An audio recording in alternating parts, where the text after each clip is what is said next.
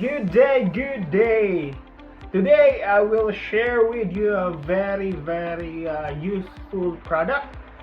This is the JISULIFE 3-in-1 mini fan. This is very convenient, and it comes with two sizes. This one is the small one and the big one.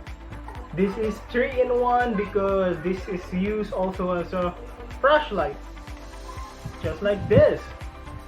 And the third use is as a charger, so you can charge your device just like this. We tested this one already.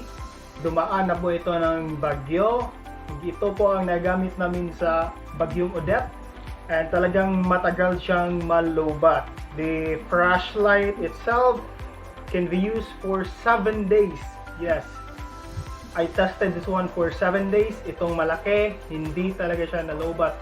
But I use this one for evening only, just like 5 p.m. to 11 p.m. daily for 7 days. Doon pa siya nalobat. So very good ang battery life niya. And for the electric fan, for this one, the big one, it has 3 levels of strength, 1, 2, and 3. I tested the level 1 non-stop, 17 hours, hindi pa siya nalobat. So I think this will run up to 19 hours non-stop of using the electric fan. So it's very helpful. And na-test na rin namin to outdoors, sa tent namin and sa lahat ng mga moto camping trips namin. Design is very nice. You can fold in any direction which is convenient to you. You can put it like this, or you can hold it like this. So very nice design, and it has a safety feature. If it turns on and nabangga siya sa kamay mo, it's safety. So it will automatically turn off, just like this.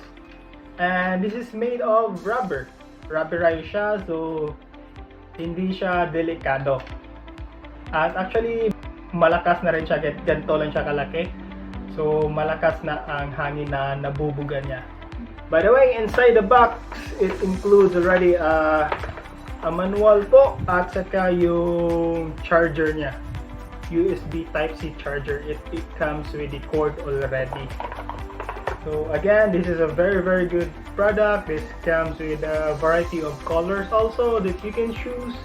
So nakita niyo na kung gaano ka-useful ang product na ito at paano ito gamitin, gaano ka-versatile. And if you're an outdoor enthusiast just like us, we really recommend this product. And if you want to buy this one, I will just share to you the link below kung saan ito mabibili.